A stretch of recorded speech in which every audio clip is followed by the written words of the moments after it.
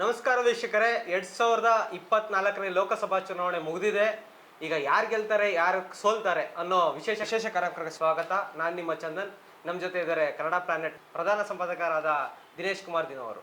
ನಮಸ್ಕಾರ ಸರ್, 2023ರಲ್ಲಿ ವಿಧಾನಸಭಾ ವಿಧಾನಸಭಾ ಚುನಾವಣೆ ನಡೆದಿತ್ತು. 128 ಕ್ಷೇತ್ರಗಳಲ್ಲೂ ಕೂಡ ಎಲ್ಲ ಅಭ್ಯರ್ಥಿಗಳು ಸ್ಪರ್ಧಿಸಿದ್ರು. ಅದರಲ್ಲೂ ಒಂದು ಕ್ಷೇತ್ರದಲ್ಲಿ ಮೃತಪಟ್ಟರು ಕೂಡ. ಅದಕ್ಕೆ ಇವಾಗ ರೀಎಲೆಕ್ಷನ್ ಕೂಡ ನಡೆದಿದೆ. ಈಗ ಸದ್ಯಕ್ಕೆ ಅದು ದೊಡ್ಡ ಮಟ್ಟದ ಬಿಜೆಪಿ ಮತ್ತು JDS ಸೋತಿರೋದ್ರಿಂದ ಆ ಸೋಲನ್ನು ಅರಗಿಸ್ಕೊಳಕ್ಕಾಗದೆ ಮೈತ್ರಿ ಒಂದು ಕೂಟವನ್ನು ಮಾಡಿಕೊಂಡು ಈ ಲೋಕಸಭಾ ಚುನಾವಣೆಯಲ್ಲಿ ಕಾಂಗ್ರೆಸ್ನ ಸೋಲಿಸಲೇಬೇಕು ಅಂತ ತೊಡೆ ತೊಟ್ಟು ನಿಂತಹ ಎರಡು ಪಕ್ಷಗಳು, ರಾಷ್ಟ್ರೀಯ ಪಕ್ಷಗಳು, ಒಂದು ಪ್ರಾದೇಶಿಕ ಪಕ್ಷ, ಒಂದು JDS ಮತ್ತು ಬಿಜೆಪಿ ಮೈತ್ರಿ ಮಾಡ್ಕೊಂಡಿತು. ನಂತರದಲ್ಲಿ ಏನೆಲ್ಲ ಬೆಳವಣಿಗೆ ಆಗಿದೆ ಅನ್ನೋದ್ರ ಬಗ್ಗೆನೂ ನಿಮ್ಗೆ ಗೊತ್ತಿದೆ. ಈಗ ಸದ್ಯಕ್ಕೆ ನಾವು ಹಾಸನ ಲೋಕಸಭಾ ಕ್ಷೇತ್ರವನ್ನು ತಗೊಳ್ಳೋಣ. ಫಸ್ಟಲ್ಲಿ ಏನು ಒಟ್ಟಾರೆ ಹೇಳೋದಾದ್ರೆ ಏನು ಹೇಳ್ಬೋದು ಸರ್? ಒಂದು ಸಣ್ಣ ಇದ್ರಾಗಿ ಲೋಕಸಭಾ ಕ್ಷೇತ್ರ ಹಾಸನ ಲೋಕಸಭಾ ಕ್ಷೇತ್ರ ಚಂದನ್, ನಾವು ಮೊದಲ ಆರಂಭದಲ್ಲೇ ಇದನ್ನು ತಗೊತಾ ಇದ್ದೀವಿ. ಯಾಕೆಂದರೆ ಮೊದಲನೇ ಫೇಸ್ನಲ್ಲಿ ಇದು ಎಲೆಕ್ಷನ್ ಆಗಿದ್ದು, ಅದು ಏಪ್ರಿಲ್ 26ನೇ ತಾರೀಕು ಎಲೆಕ್ಷನ್ ಆಗಿದ್ದು. ಈ ಕುತೂಹಲ ಇದೆಯಲ್ಲ ಹಾಸನದಲ್ಲಿ ಯಾರು ಗೆಲ್ತಾರೆ ಅಂತ, ಅದು ಬರೀ ಹಾಸನ ಜಿಲ್ಲೆಗೆ ಮಾತ್ರ ಇಲ್ಲ, ಕರ್ನಾಟಕಕ್ಕೆ ಮಾತ್ರ ಇಲ್ಲ, ಇಡೀ ಭಾರತದಲ್ಲಿ ಈ ಕುತೂಹಲ ಇದೆ. ಅದಕ್ಕೆ ಕಾರಣ ಏನು ಅಂತ ನಿಮಗೆ ಗೊತ್ತು. ಸೊ ಹಾಸನ ಬಹಳ ಒಳ್ಳೆ ಕಾರಣಗಳಿಗಾಗಿ ಪ್ರಸಿದ್ಧಿಯಾಗಿದ್ದಂಥ ಜಾಗ ಆಯಿತು. ಅಂದರೆ ಇಲ್ಲಿನ ವಿಶ್ವ ಪ್ರಸಿದ್ಧ ಶಿಲ್ಪಕಲೆ ಇರುವಂಥ ಬೇಲೂರು ಹಳೆಬೀಡು ಆಗಿರ್ಬೋದು, ಶ್ರವಣಬೆಳಗೊಳದ ಗೊಮ್ಮಟ ಆಗಿರ್ಬೋದು, ಅಲ್ಲಿನ ದಟ್ಟ ಹಸಿರಿನ ಅರಣ್ಯ ಆಗಿರ್ಬೋದು, ಇವೆಲ್ಲ ಕೂಡ ಇಡೀ ಹಾಸನ ಜಿಲ್ಲೆಗೆ ಒಂದು ಖ್ಯಾತಿ ತಂದುಕೊಟ್ಟಿತ್ತು. ಅದಕ್ಕೆಲ್ಲ ಒಂದು ಶಿಖರ ಇಟ್ಟಂತೆ, ಒಂದು ಕಿರೀಟ ಇಟ್ಟಂತೆ ದೇವೇಗೌಡರು ಅಲ್ಲಿಂದ ಪ್ರಧಾನಮಂತ್ರಿಯಾಗಿ ಹಾಸನದಿಂದ ಬಂದರು. ಸೊ ಹಾಗಾಗಿ ಹಾಸನದ ಖ್ಯಾತಿ ಇದೆಯಲ್ಲ, ಅದು ಒಳ್ಳೆಯ ಕಾರಣಕ್ಕಾಗಿ ಅದು ಹೆಸರಾಗಿದ್ದಂಥ ಜಾಗ. ಆದರೆ ದುರದೃಷ್ಟವಶಾತ್ ಈ ಚುನಾವಣೆ ಸಂದರ್ಭದಲ್ಲಿ ಹಾಸನಕ್ಕೆ ಒಂದು ಕೆಟ್ಟ ಕಳಂಕ ಅಂಟಿಕೊಂಡಂಥದ್ದು ನಾವೆಲ್ಲ ನೋಡಿದ್ದೀವಿ. ಅದ್ರ ಬಗ್ಗೆ ನಾವು ಡೀಟೇಲ್ ಆಗಿ ಮುಂದೆ ಮಾತಾಡೋಣ. ಸೊ ಹಾಗಾಗಿ ನೀವು ಕೇಳಿದ ಹಾಗೆ ಇಲ್ಲಿ ಯಾರು ಗೆಲ್ತಾರೆ ಯಾರು ಸೋಲ್ತಾರೆ ಅನ್ನೋದು ಇಡೀ ರಾಜ್ಯದ ಮಾತ್ರ ಅಲ್ಲ, ಇಡೀ ದೇಶವೇ ಗಮನಿಸ್ತಾ ಇರೋ ವಿಷಯ ಅಂತ. ಸರ್, ಮುಖ್ಯವಾಗಿ ವಿಷಯಕ್ಕೆ ಬಂದ್ಬಿಡ್ತೇನೆ ನಾನೀಗ. ಓವರಾಲ್ ಈ ಒಂದು ಲೋಕಸಭಾ ಚುನಾವಣೆಯಲ್ಲಿ, ಅದರಲ್ಲೂ ಹಾಸನ ಕ್ಷೇತ್ರದಲ್ಲಿ ಒಟ್ಟಾರೆ 77% ಅಷ್ಟು ವೋಟ್ ಆಗಿದೆ.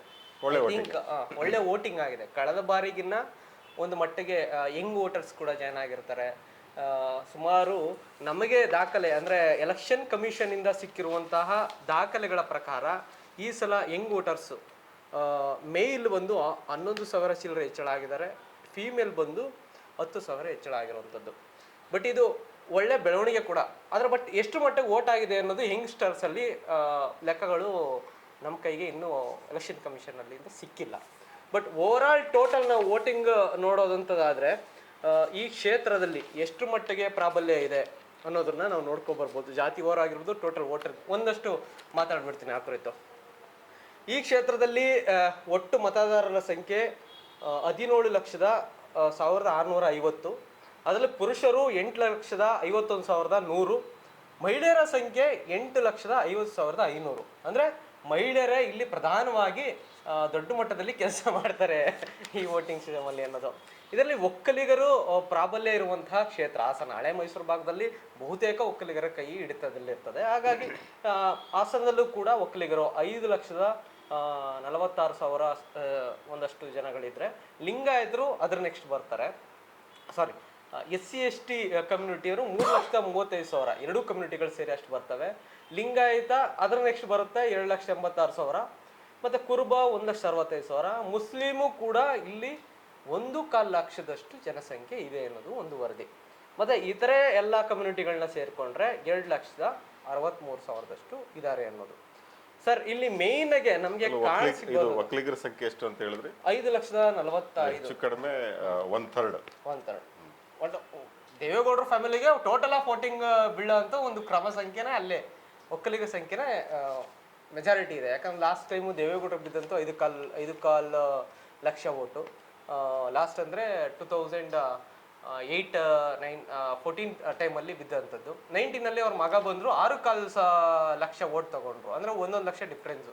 ಅದೇ ಒಕ್ಕಲಿಗರೆಲ್ಲ ದೇವೇಗೌಡರಿಗೆ ಸಪೋರ್ಟ್ ಮಾಡ್ತಾರೆ ಅಂತ ಅಲ್ಲ, ನಂತರ ಮಾತಾಡೋಣ ಅದು. ಅಂದ್ರೆ ರೌಂಡ್ ಆಫ್ ಫಿಗರ್ ಜನಸಂಖ್ಯೆ ನೋಡಿದ್ರೆ ಅಲ್ಲಿ ವೋಟಿಂಗ್ ನೋಡಿದ್ರೆ ಒಂದು ರೌಂಡ್ ಆಫ್ ಫಿಗರ್ಸ್ ನಮಗೆ ಕ್ಲಾರಿಟಿ ಸಿಗುತ್ತೆ. ಬಟ್ ಎಲ್ಲ ಸಮುದಾಯದವರು ಹಾಕಿರ್ತಾರೆ ಅಲ್ಲಿ ಈ ಥರದೊಂದು ಪ್ರಾಬಲ್ಯಗಳು 1, 2, 3 ಅಂತ ಎಣಿಸ್ಕೊಂಡು ಹೋದ್ರೆ ನಮ್ಗೆ ಈ ಥರ ಲಿಸ್ಟ್ಗಳು ಸಿಗುತ್ತೆ.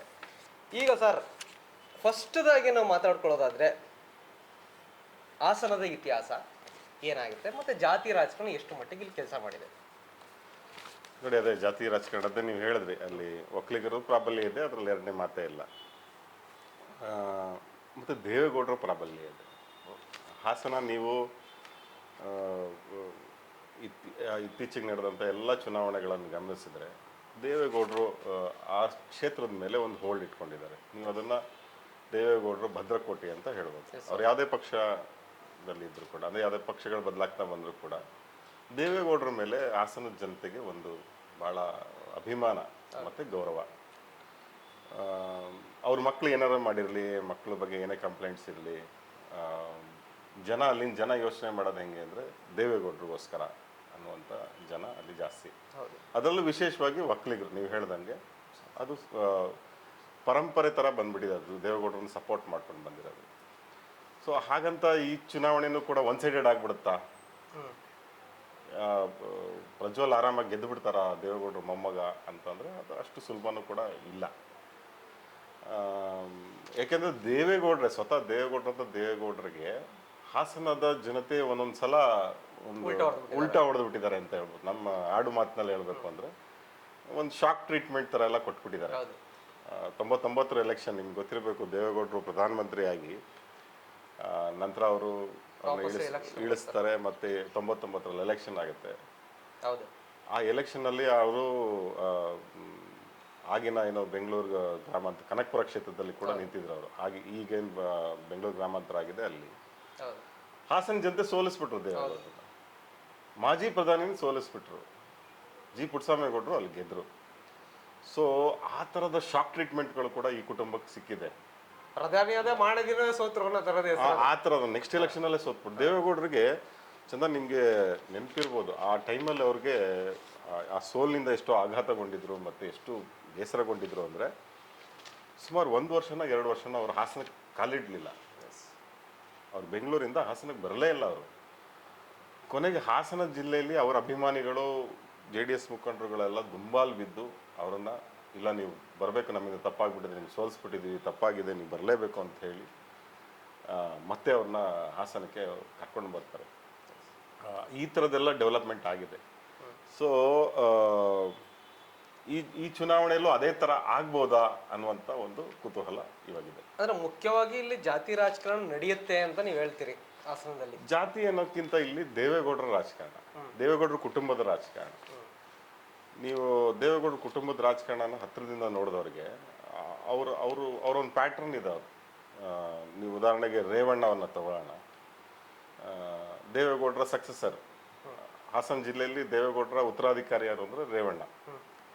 ಸೊ ರೇವಣ್ಣ ಅವ್ರು ಎಲೆಕ್ಷನ್ ಹೆಂಗೆ ಮಾಡ್ತಾರೆ ಅಂತಂದರೆ, ಅವರು ಸಾಯಂಕಾಲ 5 ಗಂಟೆಗೆ ಕೂತ್ಕೊಂಡ್ರೆ ಬೆಳಗಿನ ಜಾವ ತನಕ ರಾಜಕಾರಣ ಮಾಡ್ತಾರೆ. ಅವರು ಹೊರಗಡೆ ಹೋಗೋದು, ಓಟ್ ಕೇಳೋದು, ಭಾಷಣ ಮಾಡೋದು ಅವೆಲ್ಲ ಇಲ್ಲ. ನೀವು ಗಮನಿಸಿರ್ಬೋದು, ಅವ್ರು ಹೋಗಿ ಪ್ರಚಾರ ಭಾಷಣಗಳಲ್ಲಿ ಜೋರಾಗಿ ದೇವೇಗೌಡರು ಮಾತಾಡ್ದಂಗೆ, ಕುಮಾರಸ್ವಾಮಿ ಮಾತಾಡ್ದಂಗೆ ಯಾವ ಥರ ಮಾತಾಡೋದು ನೋಡಿದ್ದೀರಾ? ಇಲ್ಲ. ಅವ್ರ ರಾಜಕಾರಣ ಏನು ಅಂದರೆ, ಯಾರು ಅಸಮಾಧಾನಗೊಂಡಿದ್ದಾರೆ, ಯಾರು ಈ ಸಲ ನಮಗೆ ಉಲ್ಟಾ ಹೊಡಿಬೋದು, ಯಾವ ಪಾರ್ಟಿಯನ್ನ ನಾವು ಬುಟ್ಟಿಗೆ ಹಾಕೋಬಹುದು, ಈ ಕೆಲಸಗಳನ್ನು ಭಾಳ ಅಚ್ಚುಕಟ್ಟಾಗಿ ಮಾಡ್ತಾರೆ ಅವರು. ಆ ಕೆಲಸಗಳನ್ನೆಲ್ಲ ಅವ್ರು ಮಾಡ್ತಾರೆ. ಈ ರಾಜಕಾರಣ ಇದೆಯಲ್ಲ, ಇಲ್ಲಿ ಜಾತಿ ರಾಜಕಾರಣ ಅನ್ನಕ್ಕೆ ಆಗಲ್ಲ. ಯಾಕೆಂದರೆ ಇಲ್ಲಿ ಒಕ್ಕಲಿಗರ ಪ್ರಾಬಲ್ಯ ಎದುರುಗಡೆ ಇನ್ಯಾವುದೋ ಕಮ್ಯುನಿಟಿಯವ್ರು ಬಂದು ನಿಂತು ಗೆಲ್ಲೋದಕ್ಕೂ ಆಗಲ್ಲ. ಸೊ ದೇವೇಗೌಡರ ಎದುರಾಳಿಗಳು ಕೂಡ ಎಲ್ಲ ಒಕ್ಕಲಿಗರೇ ಆಗಿರ್ತಾರೆ ಸಾಧಾರಣವಾಗಿ. ಶ್ರೀಕಂಠಯ್ಯ ಆಗಿರ್ಬೋದು, ಪುಟ್ಟಸ್ವಾಮಿಗೌಡರು ಆಗಿರ್ಬೋದು, ಗಂಡಸಿ ಶಿವರಾಮ್ ಆಗಿರ್ಬೋದು, ಯಾರ್ಯಾರು ಅವ್ರ ಎದುರುಗಡೆ ಎಲೆಕ್ಷನ್ ನಿಂತರು ಅವರೆಲ್ಲ ಕೂಡ ಒಕ್ಕಲಿಗರೇ ಆಗಿರ್ತಾರೆ. ಸೊ ಜಾತಿ ರಾಜಕಾರಣ ಮೀರಿದ ಒಂದು ದೇವೇಗೌಡರು ಹಾಸನ ಜಿಲ್ಲೆಯನ್ನು ಹೊರತುಪಡಿಸಿ ಒಕ್ಕಲಿಗರ ಐಕಾನ್ ಅದು ಇಡೀ ಕರ್ನಾಟಕದ ಮಟ್ಟಿಗೆ. ಒಕ್ಕಲಿಗ ಸಮುದಾಯದಲ್ಲಿ ಕೆಂಗಲ್ ಹನುಮಂತೆ ಅವ್ರ ನಂತರ ಆ ಸಮುದಾಯದಲ್ಲಿ ಎಮರ್ಜ್ ಆದಂಥ ಬಹುದೊಡ್ಡ ನಾಯಕ. ಅಂದರೆ ಆ ಕಮ್ಯುನಿಟಿಗೆ ಒಂದು ಗೌರವ ತಂದುಕೊಟ್ಟ, ಆ ಕಮ್ಯುನಿಟಿಗೆ ಒಂದು ಐಡೆಂಟಿಟಿ ತಂದುಕೊಟ್ಟಂಥ, ಆ ಕಮ್ಯುನಿಟಿಗೆ ಒಂದು ಶಕ್ತಿ ತಂದುಕೊಟ್ಟಂಥ ಒಬ್ಬರು ನಾಯಕ. ಒಕ್ಕಲಿಗರ ಸಮುದಾಯದವರು ಸಮುದಾಯ ಬಹಳ ನೆನಪಿಸ್ಕೋಬೇಕಾಗಿರೋದು ಇಬ್ಬರನ್ನ, ನಾವು ದೇವೇಗೌಡರು, ಒಬ್ಬರು ಆದಿಚುಂಚನಗಿರಿ ಬಾಲಗಂಗಾಧರ ಸ್ವಾಮೀಜಿ. ಏಕೆಂದರೆ ಅವರಿಬ್ಬರಿಂದನೇ ಆ ಕಮ್ಯುನಿಟಿಗೆ ಆ ಶಕ್ತಿ, ಆ ಸಾಮರ್ಥ್ಯ ಎಲ್ಲ ಬಂದಿರೋಂಥದ್ದು ಮತ್ತು ಆಗಿರೋಂಥದ್ದು. ಸೊ ಹಾಗಾಗಿ ದೇವೇಗೌಡರನ್ನ ಅವ್ರ ಮಕ್ಕಳನ್ನ ಇಷ್ಟಪಡದಲ್ಲಿದ್ದವರು ಕೂಡ ದೇವೇಗೌಡರನ್ನ ಇಷ್ಟಪಡ್ತಾರೆ. Yes sir. ಮುಖ್ಯವಾಗಿ ಹಂಗಂದ್ರೆ ಲೋಕಲಲ್ಲಿ ಜಾತಿ ರಾಜಕೀಯ ಇಲ್ಲ ಅಂತಂದ್ರೂ ದೇವೇಗೌಡರ ರಾಜಕೀಯ ಚೆನ್ನಾಗಿ ನಡೀತದೆ ಹಾಸನದಲ್ಲಿ. ಮುಖ್ಯವಾಗಿ ದೇವೇಗೌಡರ ರಾಜಕೀಯ ನಡೀತದೆ ಅಂತ ಚರ್ಚೆಗೆ ಒಳಪಟ್ಟಾಗ ಮತ್ತೆ ಅದನ್ನ ಕಣ್ಣೆದುರು ನಾವು ಕಂಡಿದ್ದೀವಿ ಕೂಡ.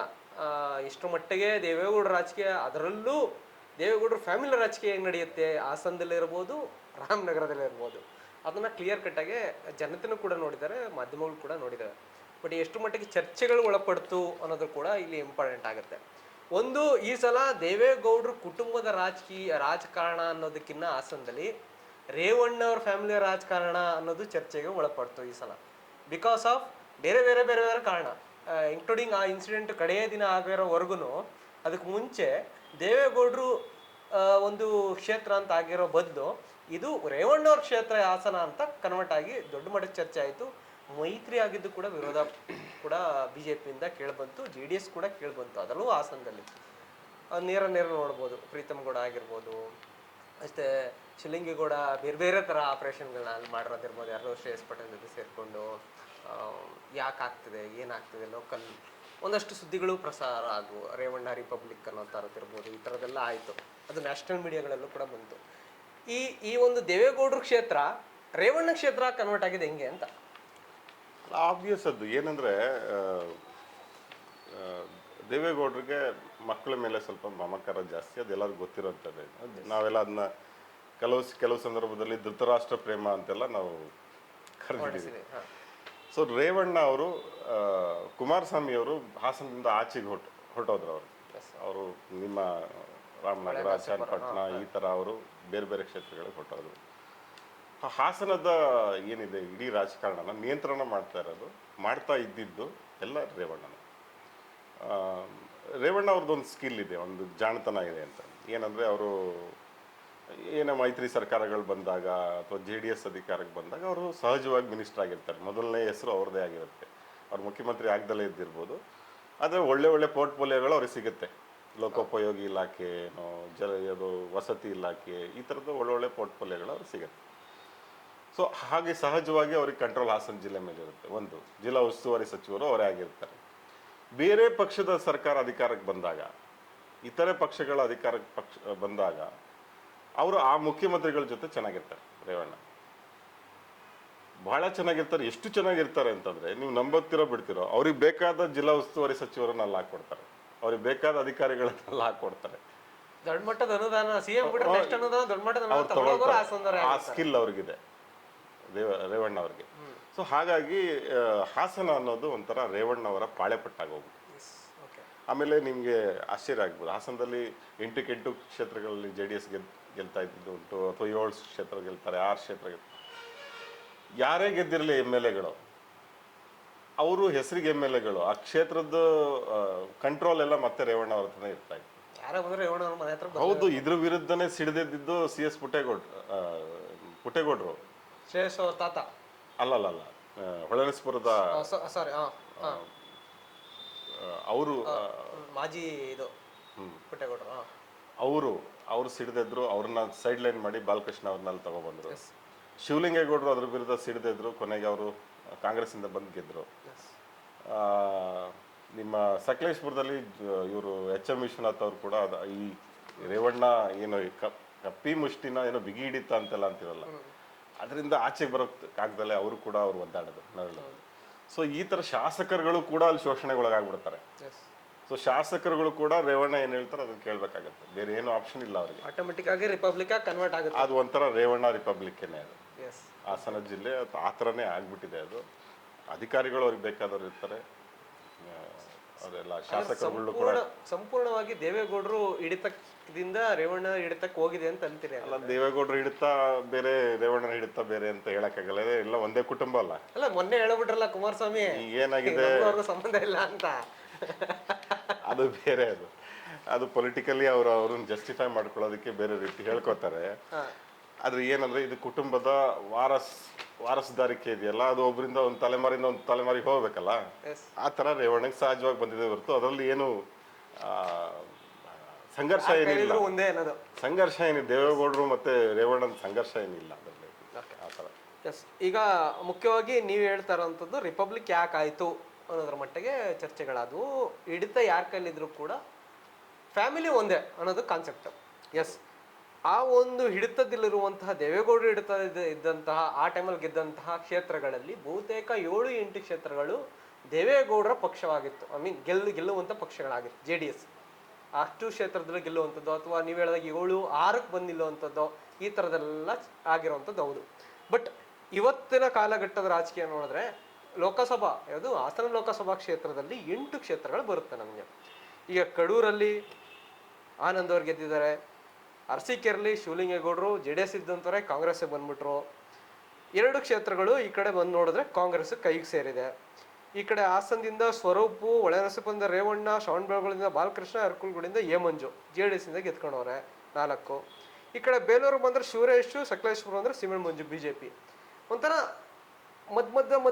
ಮಧ್ಯ ಚುಕ್ಕಿ ಆದಂಗೆ ಆಗ್ಲಿಲ್ವ JDS ಅಂತ. ಐ ಮೀನ್ ಹಿಡಿತ ತಪ್ತಿದ್ಯಾ JDS ಕೈಲಿಂದ? ಅಂದ್ರೆ ಈ ಒಂದು ಹಿಡಿತ, ಕಳೆದ ಎಲೆಕ್ಷನ್ನ ಹಿಡಿತ ತಪ್ತಾ ಇರೋದು ಲೋಕಸಭೆಗೆ ಪೆಟ್ಟು ಕೊಡುವಂತ ವಾತಾವರಣ ಸೃಷ್ಟಿನ ಏನ್ ಕತೆ ಅಂತ ಅಲ್ಲ, ಅದಕ್ಕೆ ಅವ್ರಿಗೆ ಭಯ ಆಗಿರೋದು.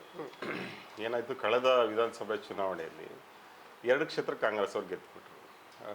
ಯಾವುದೋ ಒಂದು ಕಡೂರು, ಒಂದು ಅರಸೀಕೆರೆಯಲ್ಲಿ ಶಿವಲಿಂಗೇಗೌಡರನ್ನ ಹೇಗಾದ್ರೂ ಮಾಡಿ ಸೋಲಿಸ್ಲೇಬೇಕು ಅಂತ ಬಹಳ ಪ್ರಯತ್ನ ಪಟ್ಟರು, ಆದ್ರೂ ಆಗ್ಲಿಲ್ಲ. ಆಯ್ತಾ, ಟಿವಿ ಡಿಬೇಟ್ ಅಲ್ಲೆಲ್ಲ ತಗಲಾಕ್ಬಿಟ್ಟು ಅವ್ರು ಬಾಯಿ ಬಂದಂಗೆ ಬೈಯಂಗೆಲ್ಲ ಮಾಡ್ಬಿಟ್ರು. ಆಯ್ತು, ಅವರು ಗೆದ್ಕೊಂಡ್ರು. ಕಡೂರು ದೇವೇಗೌಡರಿಗೆ ಆಬ್ವಿಯಸ್ಲಿ ಭಾಳ ಇಷ್ಟ. ಅವರೇ ಅದು ಕ್ಷೇತ್ರ ಪುನರ್ವಿಂಗಡಣೆ ಆದಂಥ ಸಂದರ್ಭದಲ್ಲಿ ಕಡೂರು ಕ್ಷೇತ್ರವನ್ನು ಹಾಸನದ ಒಳಗಡೆ ತಗೊಂಡಿದ್ದೆ ದೇವೇಗೌಡರು. ಸೊ ಅಲ್ಲಿ ಕೂಡ ಅವ್ರದ್ದೊಂದು ಹಿಡಿತ ಇದೆ. ಆದರೂ ಅಲ್ಲಿ ಕಾಂಗ್ರೆಸ್ ಗೆಲ್ತು 2 ಕ್ಷೇತ್ರ. ಅದಾದ್ಮೇಲೆ BJP ಅವರು ಬೇಲೂರು ಮತ್ತೆ ಸಕಲೇಶ್ಪುರ 2 ಕ್ಷೇತ್ರ ಅಲ್ಲಿ ಹೋಯ್ತು. 4 ಹೋಯ್ತು. 4 ಕ್ಷೇತ್ರ ಅವ್ರ ಕೈಲಿ ಉಳ್ಕೊಂಡಿದೆ. ಸೊ ಈ ಚುನಾವಣೆಯಲ್ಲಿ ಇದು ಹೊಡೆತ ಆಗತ್ತಾ ಅಂತಂದರೆ ಒಂದು ಮಟ್ಟಿಗೆ ಆಗತ್ತೆ ಒಂದು.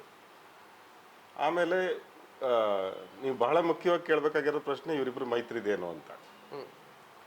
JDS ಮತ್ತು BJP ಮೈತ್ರಿ ಆಗಿರೋದು ಹಾಸನದಲ್ಲಿ ಅದ್ರ ಪರಿಣಾಮ ಏನು ಅಂತ. ಡೆಫಿನೆಟ್ಲಿ ಅದು ದೊಡ್ಡ ಪರಿಣಾಮವನ್ನು ಬೀರುತ್ತೆ. ಸೊ ಇಲ್ಲಿ ಕಡೂರಿನಲ್ಲಿ ಕಾಂಗ್ರೆಸ್ MLA ಇದ್ದಾರೆ. ಕಾಂಗ್ರೆಸ್ MLA ಇದ್ರೂ ಕೂಡ ಇವರ ಮೈತ್ರಿಯ ಕಾರಣದಿಂದನೋ ಮತ್ತೆ ಅಲ್ಲಿ JDSನವ್ರು ಹೆಚ್ಚು ಕೆಲಸ ಮಾಡಿರೋ ಕಾರಣದಿಂದನೋ ಅಲ್ಲಿ ಅವರು ಲೀಡ್ ತಗೊಳ್ಳುವಂಥ ಸಾಧ್ಯತೆ ಕಾಣಿಸ್ತಾ ಇದೆ. ನೀವು ಸಕಲೇಶ್ಪುರಕ್ಕೆ ಬನ್ನಿ, ಸಕಲೇಶ್ಪುರದಲ್ಲಿ BJP MLA ಇರೋದು ಅಲ್ವಾ, ಸಿಮೆಂಟ್ ಮಂಜು ಅವರು ಅಲ್ಲಿ MLA ಇದ್ದಾರೆ. ಅಲ್ಲಿ JDS ಮತ್ತೆ BJP ಮೈತ್ರಿ ಇರೋದು ಹೆಚ್ಚು ಲಾಭ ಪ್ರಜ್ವಲ್ಗಾಗಿದೆ. ಅಂದ್ರೆ ಈಗ ನಮ್ಮ ವೀಕ್ಷಕರ ಗಮನಕ್ಕೆ ಕೆಲವು ವಿಷಯಗಳು ನಾವು ಹೇಳ್ಬೇಕಂದ್ರೆ, ಈ ಮೈತ್ರಿ ಆದಂಥ ಸಂದರ್ಭದಲ್ಲಿ ಪೊಲಿಟಿಕಲ್ ಪಾರ್ಟಿಗಳ ನಡುವೆ ಮೈತ್ರಿ ಆದ ಸಂದರ್ಭದಲ್ಲಿ ವೋಟ್ ಟ್ರಾನ್ಸ್ಫರ್ ಆಗತ್ತಾ ಅನ್ನೋದು ಬಹಳ ಮುಖ್ಯವಾದ ವಿಷಯ. ಮೈತ್ರಿಯಿಂದ ಲಾಭ ಆಗತ್ತಾ, ವೋಟ್ ಟ್ರಾನ್ಸ್ಫರ್ ಅಂತೀವಿ ನಾವು. ಅಂದ್ರೆ ಈಗ ಒಂದು ಕ್ಷೇತ್ರ ನೀವು JDSನವರು BJPಗೆ ಬಿಟ್ಕೊಟ್ಟಿರ್ತಾರೆ, ಇನ್ನೊಂದು ಕ್ಷೇತ್ರ BJP ಅವರು JDSಗೆ ಬಿಟ್ಕೊಟ್ಟಿದ್ದಾರೆ. JDSಗೆ ಬಿಟ್ಕೊಟ್ಟ ಕ್ಷೇತ್ರದಲ್ಲಿ BJP ವೋಟ್ಗಳೆಲ್ಲ JDSಗೆ ಹೋಗ್ಬೇಕು ಮೈತ್ರಿ ಆದ್ರೆ. ಅದೇ ವೈಸ್ ವರ್ಷ ಆಗ್ಬೇಕು. ಅದು ಆಗುತ್ತೋ ಇಲ್ವೋ ಅನ್ನೋದು ಪ್ರಶ್ನೆ. 2019ರ ಲೋಕಸಭಾ ಚುನಾವಣೆಯಲ್ಲಿ ನಿಮ್ಗೆ ನೆನಪಿರುವ ಹಾಗೆ ಕಾಂಗ್ರೆಸ್ ಮತ್ತೆ JDS ಅಲೈನ್ಸ್ ಇತ್ತು. ಆಗ ವೋಟ್ ಟ್ರಾನ್ಸ್ಫರ್ ಆಗ್ಲೇ ಇಲ್ಲ. JDS ವೋಟ್ಗಳು ಕಾಂಗ್ರೆಸ್ಗೆ ಹೋಗ್ಲಿಲ್ಲ, ಕಾಂಗ್ರೆಸ್ ವೋಟ್ಗಳು JDS ಹೋಗ್ಲಿಲ್ಲ. ಅದ್ರ ಲಾಭ, ಅಲ್ಟಿಮೇಟ್ ಲಾಭ ತಗೊಂಡಿದ್ದು BJP. ಆಯ್ತಾ, ಈ ಬಾರಿ ಆ ಥರ ಆಗಿದ್ಯಾ ಟ್ರಾನ್ಸ್ಫಾರ್ಮೇಶನ್ ಅಂದ್ರೆ? ಖಂಡಿತ ಆಗಿದೆ. ವಿಶೇಷವಾಗಿ ಹಳೆ ಮೈಸೂರು ಭಾಗದಲ್ಲಿ ಈ ವೋಟ್ ಟ್ರಾನ್ಸ್ಫರ್ ಅನ್ನೋದು ಚೆನ್ನಾಗಾಗಿದೆ. ಅದಕ್ಕೆ ಉದಾಹರಣೆ ಸಕಲೇಶ್ಪುರ ಕ್ಷೇತ್ರ. ನೀವು ಈ ಬಾರಿ 70% ವೋಟ್ಗಳನ್ನು ಅಲ್ಲಿ ಇವರು ತಗೋತಿದ್ದಾರೆ ಅನ್ನೋಂಥ ಸುದ್ದಿ ಇದೆ, ಮಾಹಿತಿ ಇದೆ. ಯಾರು? ಪ್ರಜ್ವಲ್ ರೇವಣ್ಣ JDSನಿಂದ. ಸೊ ಹಾಗಾಗಿ ಅವರು ಅದು ಹೇಗೆ 70% ವೋಟ್ಗಳು ಅವ್ರಿಗೆ ಬರ್ತಾ ಇದೆ ಅಂತಂದರೆ BJP ಜೊತೆನೋ ಅಲಯನ್ಸಿಂದ. ಯಾಕೆಂದ್ರೆ ಅಲ್ಲಿ BJP MLA ಇರೋದು, JDSದು ಪ್ರಾಬಲ್ಯ ಇದೆ. ಅಲ್ಲಿ ಇದ್ದಿದ್ದೆ JDS ಮತ್ತು BJP ನಡುವಿನ ಪ್ರಾಬಲ್ಯ ಇತ್ತು. ಈ ಮೈತ್ರಿ ಆಗಿದ್ರಿಂದ ಎಲ್ಲವೂ ಕೂಡ ಕನ್ಸಾಲಿಡೇಟ್ ಆಗ್ಬಿಡ್ತು. ಸೊ ಕಾಂಗ್ರೆಸ್ಗೆ ಅಲ್ಲಿ ಹೊಡೆತ ಬಿದ್ದಿದೆ. ಸೊ ಒಂದು ಪಕ್ಷ ಇವರು ಮೈತ್ರಿ ಮಾಡ್ಕೊಳ್ಳೋದಲ್ಲ ಇದ್ದಿದ್ರೆ ಬಹುಶಃ ಈ ಲಾಭ ಅವ್ರಿಗೆ ಸಿಗ್ತಾ ಇರಲಿಲ್ಲ. ಸಿಗ್ತಾರೆ. ಸೊ ಇದು ಬೇರೆ ಬೇರೆ ಕ್ಷೇತ್ರಗಳಲ್ಲೂ ಕೂಡ ಬೇರೆ ಬೇರೆ ನೀವು 8 ಕ್ಷೇತ್ರಗಳನ್ನು ನೀವು ಈಗ ಕೇಳ್ತಾ ಹೋದ್ರೆ ನಾನು ಅದನ್ನ ಎಲ್ಲೆಲ್ಲಿ ಏನೇನು ಸಮಸ್ಯೆಗಳಾಗಿದೆ ಅಂತ ಹೇಳ್ಬೋದು. ಈಗ ಮುಖ್ಯವಾಗಿ ಕಡೂರಿಗೆ ಬಂದ್ಬಿಡೋಣ ಸರ್. ಕಡೂರು ಮತ್ತೆ ಅರಸೀಕೆರೆ ಕಾಂಗ್ರೆಸ್ ಇರೋದ್ರಿಂದ ಅಲ್ಲಿಂದನೇ ತಗೊಂಡ್ಬಿಡೋಣ. ಕಡೂರು ಕ್ಷೇತ್ರ ಏನಾಗಿರ್ಬೋದು ಅಂತಾರೆ? ಕಡೂರು ಸದ್ಯದ ನಮಗೆ ಕೊಟ್ಟಿರುವಂಥ ಮಾಹಿತಿಗಳ ಪ್ರಕಾರ ಅಲ್ಲಿ ಈ ಸಾರಿ JDS ಲೀಡ್ ತಗೋತಾ ಇದೆ ಅನ್ನೋಂಥ ಮಾಹಿತಿ ಇದೆ. ಕಾಂಗ್ರೆಸ್ ಶಾಸಕರಿದ್ದರೂ ಕೂಡ ಕಡೂರಿನಲ್ಲಿ ದೇವೇಗೌಡರದ್ದು ಪ್ರಭಾವಳಿ ಜಾಸ್ತಿ ಇದೆ. ಆಮೇಲೆ ಈ ಚುನಾವಣೆಯಲ್ಲಿ ನೀವು ಗಮನಿಸಿರ್ಬೇಕು, 91 ವರ್ಷ ಅಲ್ವಾ ದೇವೇಗೌಡರಿಗೆ. ಈ ವಯಸ್ಸಲ್ಲಿ ಅವರ ಆರೋಗ್ಯದ ಸಮಸ್ಯೆಗಳಿದ್ರೂ ಕೂಡ ಇಡೀ ಹಾಸನ ಜಿಲ್ಲೆಯಲ್ಲಿ, ಹಾಸನ ಕ್ಷೇತ್ರದಲ್ಲಿ ಎಲ್ಲ ಕ್ಷೇತ್ರಗಳಿಗೂ ಹೋಗಿ ಬಂದರು ಅವರು. ಸಣ್ಣ ಸಣ್ಣ ಹಳ್ಳಿಗಳಲ್ಲಿ ಪ್ರಚಾರ ಸಭೆಗಳನ್ನು ಮಾಡೋರು ನಾವು. ಒಬ್ಬ ಮಾಜಿ ಪ್ರಧಾನಿ ಬರ್ತಾರೆ ಅಂತಂದ್ರೆ ಕನಿಷ್ಠ ಒಂದು 10,000 ಜನ 15,000 ಜನ ಇರಬೇಕಲ್ವಾ. 50-100 ಜನ ಸೇರಿಸಿ ಸಭೆಗಳನ್ನ, ಬಹಿರಂಗ ಸಭೆಗಳು ನಾನು ಹೇಳ್ತಿರೋದು, ಪಂಚಾಯತಿ ಲೆವೆಲ್ ಅಲ್ಲಿ, ಹಳ್ಳಿ ಲೆವೆಲ್. ನಾವೇ ನಮ್ಮ ಕನ್ನಡ ಪ್ಲಾನೆಟ್ ಅಲ್ಲಿ ಚಂಗಡಿಹಳ್ಳಿದ್ದು ಒಂದು ಸಭೆದು ವಿಜುವಲ್ಸ್ ಹಾಕಿದ್ವಿ. ಸಣ್ಣ ಊರದು, ಸಣ್ಣ, ಅದು ರಿಮೋಟ್ ಅದು ಮಲೆನಾಡಿನ ಒಂದು ಸಣ್ಣ ಹಳ್ಳಿ, ಅಲ್ಲಿಗೆ ಹೋಗಿ ಅವ್ರು ಪ್ರಚಾರ ಸಭೆಗಳನ್ನು ಮಾಡೋದು. ಸೊ ಈ ಥರ ಎಲ್ಲ ಮಾಡಿದ್ರಿಂದಾಗಿ ಕಡೂರಿನಲ್ಲಿ ಈ ಬಾರಿ JDS ಲೀಡ್ ತಗೊಳ್ಳೋಂಥ ಸಾಧ್ಯತೆ ಇದೆ. ಮತ್ತಿನ್ನೊಂದು ಕ್ಷೇತ್ರ ನೀವು ಕೇಳಿದ್ದು ಅರಸೀಕೆರೆಯಲ್ಲಿ ಶಿವಲಿಂಗೇಗೌಡರು ಹಠಕ್ಕೆ ಬಿದ್ದು ಕೆಲಸ ಮಾಡಿದ್ದಾರೆ ಈ ಬಾರಿ. ಯಾಕೆ ಅಂತಂದರೆ ಕಳೆದ ಬಾರಿ ಅವ್ರನ್ನ ಸೋಲಿಸಲೇಬೇಕು ಅಂತೇಳಿ ಅವ್ರು ಏನು ಪ್ರಯತ್ನ ಪಟ್ಟರು, ಅದಕ್ಕೆ ಪ್ರತಿಯಾಗಿ ಇವರು ಕೂಡ ಮಾಡಿದ್ದಾರೆ. ಅದ್ರ ಜೊತೆಗೆ ಸಿದ್ದರಾಮಯ್ಯ ಅವರು ಅಲ್ಲಿಗೆ ಹೋದಂಥ ಸಂದರ್ಭದಲ್ಲಿ ಓಪನ್ ಆಫರ್ ಹೇಳಿದ್ರು, ನೀನು ನಂಗೆ ಮಿನಿಸ್ಟರ್ ಮಾಡ್ತೀವಿ, ಲೀಡ್ ಕೊಟ್ಟರೆ ಅರಸೀಕೆರೆ ಲೀಡ್ ಕೊಟ್ಟರೆ ಮಿನಿಸ್ಟರ್ ಮಾಡ್ತೀವಿ ಅಂತ. ಸೊ ಹಾಗಾಗಿ ಅಲ್ಲಿ ಅರಸೀಕೆರೆಯಲ್ಲೂ ಕೂಡ ಆಗುತ್ತೆ. ಮತ್ತೆ ಇನ್ ಜನರಲ್ ಕಾಂಗ್ರೆಸ್ ಪರವಾಗಿ ಆಗಿದೆ ಅಂತೀರಿ? ಶ್ರೇಯಸ್ ಪಟೇಲ್ ಅವ್ರ ಬಗ್ಗೆ ಒಂದು ಒಳ್ಳೆಯ ಮಾತುಗಳಿದೆ, ಒಂದು ಅನುಕಂಪ ಕೂಡ ಇದೆ. 2000 ಓಟಲ್ಲಿ ಏನೋ ಸೋತಿದ್ದಲ್ವಾ ಕಳೆದ ಚುನಾವಣೆ. ಬಹಳ ಸಣ್ಣ ಅಂತರದಲ್ಲಿ ಫ್ಯಾಮಿಲಿ ಕಂಪೇರ್ ಮಾಡಿದ್ರೆ ಅದು ದೊಡ್ಡ ಮಟ್ಟದ ರೇವಣ್ಣವ್ರ ಸೋಲು ಆ ಲೆಕ್ಕದಲ್ಲಿ. ಹೌದು, ಆ ಥರದ ಸೋಲು. ಮತ್ತೆ ಚಿಕ್ಕ ವಯಸ್ಸು, 32 ವರ್ಷದ ಹುಡುಗ, ಜಿ ಪುಟ್ಟಸ್ವಾಮಿಗೌಡರ ಮೊಮ್ಮಗ. ಆದರೆ ಜಿ ಪುಟ್ಟಸ್ವಾಮಿಗೌಡರ ಮೊಮ್ಮಗ ಅನ್ನೋದಕ್ಕಿಂತ ಅವರು ಸ್ವತಂತ್ರವಾಗಿ ಒಂದು ವ್ಯಕ್ತಿತ್ವ ಕಟ್ಕೊಂಡು ಮಾಡ್ತಾ ಇರೋದ್ರಿಂದ ಈ ಬಾರಿ ಇಡೀ ಹಾಸನ ಕ್ಷೇತ್ರದಲ್ಲಿ ಶ್ರೇಯಸ್ ಪರವಾಗಿ ಒಂದು ಸೈಲೆಂಟ್ ಆದ ಅಲೆ ಇತ್ತು, ಮೊದಲೇ ಇತ್ತು. ಅಂದರೆ ನಿಮ್ಮ ಏನು ಪೆನ್ ಡ್ರೈವ್ ಪ್ರಕರಣ ಆಚೆಗೆ ಬರೋಕ್ಕೆ ಮುಂಚೆನೆ ಆ ಥರದ್ದೊಂದು ಇತ್ತು, ಅಲೆ ಇತ್ತು. ಸೊ ಅದು ಕೂಡ ಇಲ್ಲಿ ಅರಸೀಕೆರೆಯಲ್ಲಿ ವರ್ಕ್ ಆಗುವಂಥ ಸಾಧ್ಯತೆಗಳಿದೆ ಅಂತೀರಿ? ಆದರೆ ಎರಡೂ ಕ್ಷೇತ್ರದಲ್ಲಿ ಒಂದು ಈ ಕಡೆಗೆ ಒಂದು ಆ ಕಡೆಗೆ ಅನ್ನೋ ಥರದ್ದು ಕಾಂಗ್ರೆಸ್ ಕ್ಷೇತ್ರಗಳು. ಹೌದು. ಎಸ್, ಹಾಸನದ ಈಗ ನೇರವಾಗಿ ಬಂದ್ಬಿಡೋಣ. 4 ಕ್ಷೇತ್ರ ಏನಿದೆ ಅದು JDS ಗೆದ್ಕೊಟ್ರಂಥ 4 ಕ್ಷೇತ್ರ. ಹಾಸನ ಸ್ವರೂಪ್ ಗೌಡ ಅವರು ಕಳೆದ ವಿಧಾನಸಭಾ ಕ್ಷೇತ್ರದಲ್ಲಿ ಯಾವ ಮಟ್ಟಿಗೆ ರೋಡ್ ತುಂಬ ಕೂಗಾಡಿ ಏನಾಯಿತು ಎತ್ತಾಯಿತು ಅಂತ ಓಡಾಡಿದ್ರು. ಲೋಕಸಭಾ ಚುನಾವಣೆ ಅವ್ರ ಮಕ್ಕಳೇ ನೋಡಲಿಲ್ಲ. ಭವನ ರೇವಣ್ಣನ ಜೊತೆ ವಿಧಾನಸಭಾ ಎಲೆಕ್ಷನಲ್ಲಿ ಪ್ರಚಾರಕ್ಕೆ ಹೋಗಿ ನನ್ನ ಮಗ ಇದ್ದಂಗೆ ಗೆಲ್ಸ್ಕೊಂಬನ್ನಿ ಅಂತೇಳಿ ಗೆಲ್ಸ್ಕೊಂಬಂದಂಥವ್ರು. ನಾವು ಓದಿದ ಟೈಮಲ್ಲಿ ಸ್ವರೂಪ್ ಗೌಡ ಅವರ ಕೆಲಸನೂ ನಮಗೆ ಕಾಣಲಿಲ್ಲ. ನಾವು ಸಮೀಕ್ಷೆ ಮಾಡಿದಂಥ ಟೈಮಲ್ಲಿ, ಯಾಕಂದ್ರೆ ಹೋಗಿದ್ವಿ, ಹತ್ತತ್ರ 3 ದಿನ ಉಳಿದಿದ್ವಿ ಅಲ್ಲಿ. ನಾವು ಏನು ಹೇಳ್ತಾರೆ ಜನಗಳು, ಏನು ಕತೆ ಅನ್ನೋದನ್ನ. ಸ್ವರೂಪ್ ಗೌಡರು ಗೆಲ್ಸ್ಕೊಂಬಂದಿದ್ದು ಅಷ್ಟೇ ಆಯಿತು, ಬಟ್ ನಮ್ಮ ಕೈಗೆ ಯಾರೂ ಸಿಕ್ಕಿಲ್ಲ ಅಂತ ಒಂದು. ಎರಡನೇದು, ಭವಾನಿ ರೇವಣ್ಣನ ಕೈ ಹಿಡಿತದಲ್ಲಿ ಸ್ವರೂಪ್ ಇದ್ದಾರೆ ಅನ್ನೋದು ಇನ್ನೊಂದು ಮಾತುಗಳನ್ನ ಕೇಳಿ ಬರ್ತಿದೆ ಹಾಸನದಲ್ಲಿ. ಮತ್ತು ಎಷ್ಟು ಮಟ್ಟಿಗೆ ಲೋಕಲ್ ಹಾಸನ ಹೇಗೆ ಕೆಲಸ ಮಾಡಿದೆ ಈ ಸಲ ಅನ್ನೋದನ್ನ ಏನು ಹೇಳ್ತೀರಿ? ಇದೆಲ್ಲ ನೆಗೆಟಿವ್ ಆಗುತ್ತಾ, ಪ್ಲಸ್ ಆಗುತ್ತಾ JDSಗೆ? ಹಾಸನದಲ್ಲಿ ಹಾಸನದ ಸದ್ಯದ ರಾಜಕಾರಣದ ಬಗ್ಗೆ ನೀವು ಮಾತಾಡಬೇಕು ಅಂದರೆ ನೀವು ಪ್ರೀತಮ್ ಗೌಡರ ಹೆಸರು ಹೇಳಿದಲ್ಲೇ ಮಾತಾಡೋಕ್ಕೆ ಸಾಧ್ಯನೇ ಇಲ್ಲ. ಪ್ರೀತಮ್ ಗೌಡ ಕಳೆದ ಬಾರಿ ಸೋತೋದ್ರು, ಸ್ವರೂಪ್ ಎದುರುಗಡೆ ಸೋತೋದ್ರು. ಸ್ವರೂಪ್ ಗೆಲುವಿಗೆ ಭವಾನಿ ರೇವಣ್ಣ ಬಂದಿದ್ದು ಅಥವಾ ರೇವಣ್ಣ ಬಂದು ಕ್ಯಾನ್ವಾಸ್ ಮಾಡಿದ್ದು ಅದು ಕಾರಣ ಅಂತ ನೀವು ಹೇಳ್ತಿರೋದ್ರೆ, ಸ್ವರೂಪ್ಗೆ ಒಂದು ಅನುಕಂಪದ ಅಲೆ ಇತ್ತು. ಮತ್ತು ಅವರ ತಂದೆ HS ಪ್ರಕಾಶ್ ಅವರು 5 ಬಾರಿನೋ 6 ಬಾರಿನೋ ಶಾಸಕರಾಗಿದ್ದವರು. ಅವ್ರ ಮೇಲೆ ಒಂದು ಅನುಕಂಪ ಇತ್ತು. ಅದೆಲ್ಲ ವರ್ಕ್ ಆಗಿನೇ ಸ್ವರೂಪ್ ಅವ್ರು ಗೆದ್ದಿದ್ದು. ಅದು ಎಲ್ಲವೂ ಸೇರ್ಕೊಂತು. ಬಟ್ ಅದೆಲ್ಲಕ್ಕಿಂತ ಹೆಚ್ಚಾಗಿ ಪ್ರೀತಮ್ ಗೌಡರು ಕೊನೆ ಹಂತದಲ್ಲಿ ಅಂದರೆ ಒಂದು ಅವರು ಕೊನೆಯ ವರ್ಷಗಳಲ್ಲಿ ಅಂದರೆ ಅವರ ಕಡೆ ದಿನ ಐ ಮೀನ್ ಎಲೆಕ್ಷನ್ ಹತ್ರದ ಎಲೆಕ್ಷನ್ ಒಂದು ವರ್ಷದಿಂದಾನೇ ಅಂತ ಅನ್ಕೊಳ್ಳಿ, ಅವ್ರು ಮಾಡಿದ ಮಾತುಗಳು ಸಾರ್ವಜನಿಕವಾಗಿ ಅವ್ರ ಬಿಹೇವಿಯರ್ಗಳು ಜನಗಳಿಗೆ ಇಷ್ಟ ಆಗಲಿಲ್ಲ. ಸ್ವಲ್ಪ ಅಹಂಕಾರದಿಂದ ವರ್ತನೆ ಮಾಡಿದ್ದು ಕೂಡ ಅವ್ರಿಗೆ ಇಷ್ಟ ಆಗಿರಲಿಲ್ಲ. ಸೊ ಇದೆಲ್ಲ ಫ್ಯಾಕ್ಟರ್ಗಳು ಕೂಡ ಅಲ್ಲಿ ಕೆಲಸ ಆಗ್ಬಿಡ್ತು. ಈ ಬಾರಿ ಚುನಾವಣೆಯಲ್ಲಿ ಸ್ವರೂಪ್ ಎಷ್ಟು ಕೆಲಸ ಮಾಡಿದಾರೆ ಬಿಟ್ಟಿದ್ರು ನನಗೆ ಗೊತ್ತಿಲ್ಲ, ನೀವೆಲ್ಲ ಸಮೀಕ್ಷೆಗೆ ಹೋಗಿದ್ರಿ. ಆದರೆ ಪ್ರೀತಮ್ ಗೌಡ ಫ್ಯಾಕ್ಟರ್ ಇದೆಯಲ್ಲ ಅದು ಬಹಳ ಮುಖ್ಯ ಆಗುತ್ತೆ. ಸೊ ಪ್ರೀತಮ್ ಗೌಡ ಅವ್ರಿಗೆ ಅವ್ರದ್ದೇ ಆದ ಕಂಟ್ರೋಲ್ ಇದೆ ಹಾಸನ ಕ್ಷೇತ್ರದ ಮೇಲೆ. ಅವರು ಮಾಜಿ ಶಾಸಕರಾಗಿದ್ದರು ಕೂಡ. ಅವರು ಈ ಬಾರಿ ಚುನಾವಣೆ ಪ್ರಚಾರಕ್ಕೆ ಹೋಗಲಿಲ್ಲ, ಪ್ರಜ್ವಲ್ ಪರವಾಗಿ ಹೋಗಲಿಲ್ಲ, ಏನೇನೋ ಮಾಡಿದ್ರು. ಕೊನೆಗೆ BJP ಹೈಕಮಾಂಡ್ನವರೇ ಕೂರಿಸಿ ಎಲ್ಲ ಮಾತಾಡಿದ್ರು. ಅವ್ರು ಯಾರೋ ರಾಧೇಶ್ಯಾಮು ಯಾರೋ ಬಂದೆಲ್ಲ ಕೂರಿಸಿ ಎಲ್ಲ ಮಾತಾಡಿದ್ರು. ಆದರೂ ಕೂಡ ಅವರು ಹೋಗಲಿಲ್ಲ. ಕೊನೆ ಹಂತದಲ್ಲಿ ಏಪ್ರಿಲ್ 22ನೇ ತಾರೀಕು ಪೆನ್ಡ್ರೈವ್ದು ವಿಷಯ ಆಚೆಗೆ ಬಂತು. ಮೊದಲು ಕನ್ನಡ ಪ್ಲಾನೆಟ್ ನಾವೇ ಅದನ್ನು ವರದಿ ಮಾಡಿದ್ವಿ.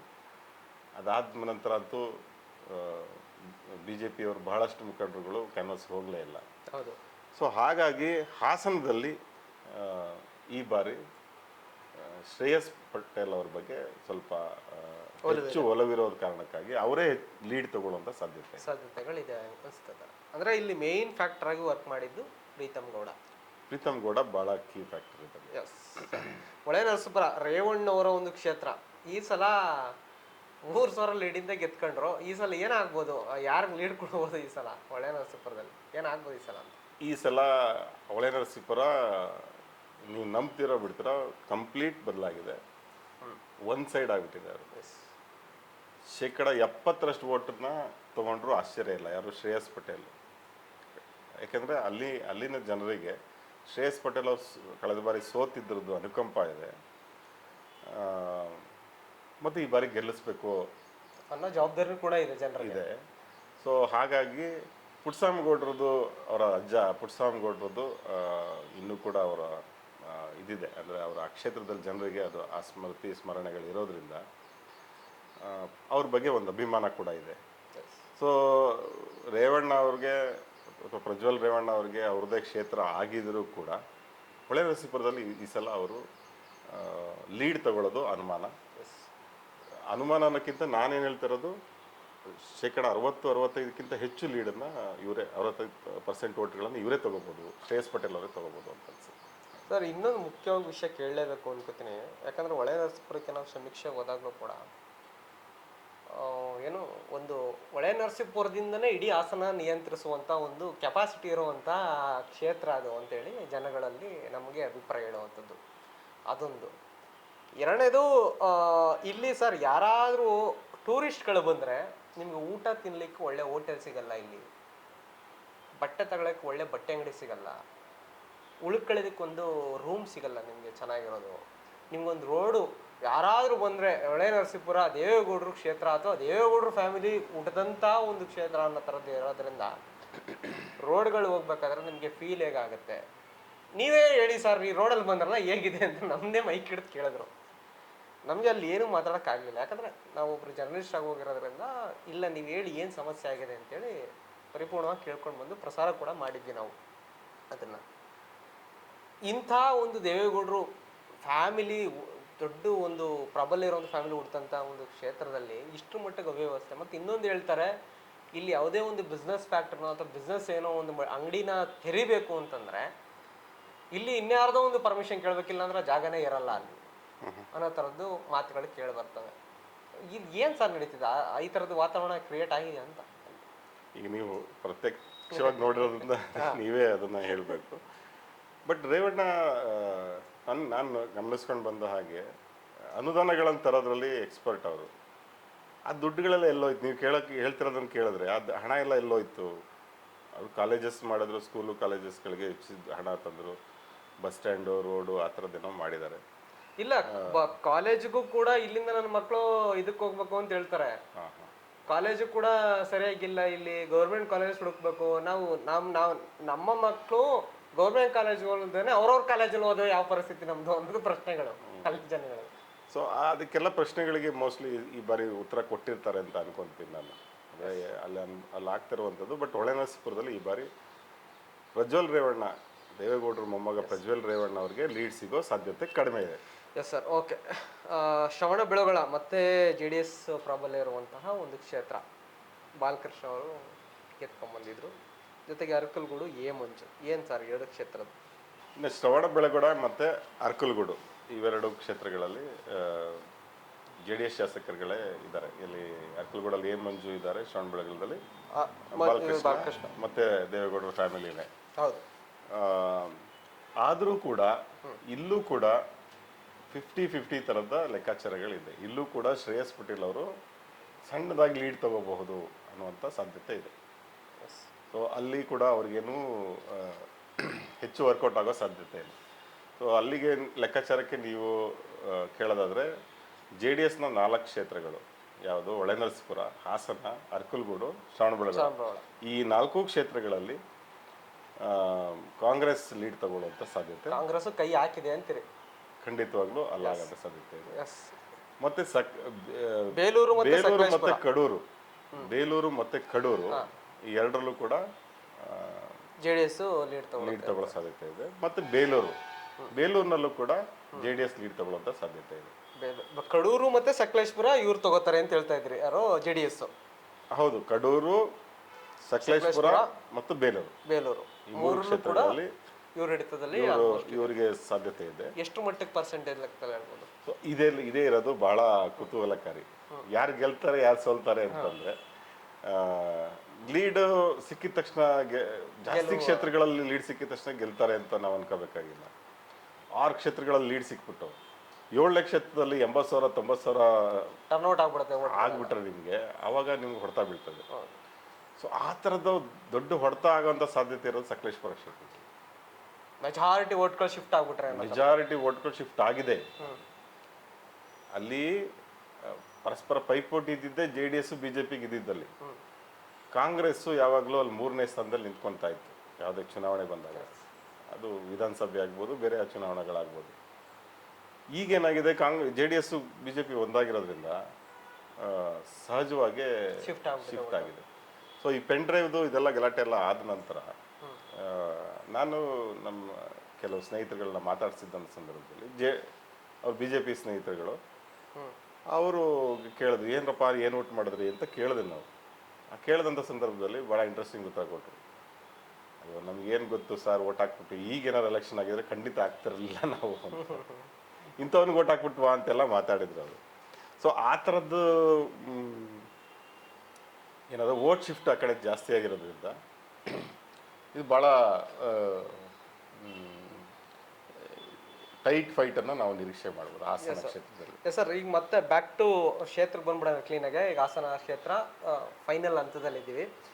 ಒಂದು ದೇವೇಗೌಡರು ಒಂದು ಸಣ್ಣದ ಒಂದು ಹಿಡಿತಕ್ಕೆ ಬಂದು ಪ್ರಜ್ವಲ್ ರೇವಣ್ಣ ಹತ್ರಕ್ಕೆ ಬಂದ್ಬಿಡೋಣ.